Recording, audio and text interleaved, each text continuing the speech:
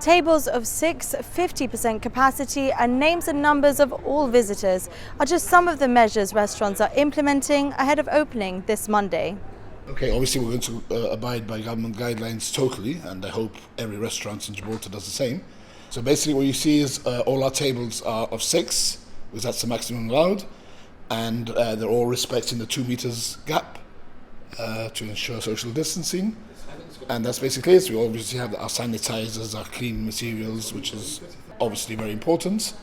Tables have to be disinfected, tables and chairs and menus, as soon as the table arrives and obviously as soon as they finish. So that's the main thrust of the guidelines. There's also the fact that you have to record everybody who attends the restaurant. You need your name and phone numbers, and you'll have to have a log ready for the government if they want to. I think it's mainly for the contact tracing, for the contact tracing aspects.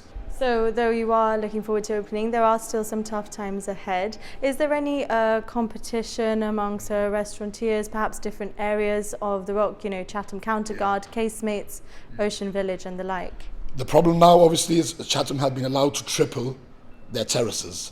If it had been done under normal circumstances, it wouldn't have been such a problem. The problem of having it done now is that our market is so small that obviously we in Casemates are definitely going to be affected big time with that. I think it's a totally wrong time to do it. If the government want to do it, they're free to do it. But I think it's totally the wrong time to do it when our market is so small and everybody is going to be fighting for that bit of business that we all need, Now, especially in a place like Chatham Counterguard, we're quite used to scenes of people flooding into the street, chatting, having drinks and the like. Now, though there are measures in place to avoid this, surely all it takes is a few people to stand up from their tables with a drink in hand before people start chatting, conversations are going. So how are you planning ahead for something like that? Right, I think most of this will be taken on a day-to-day basis.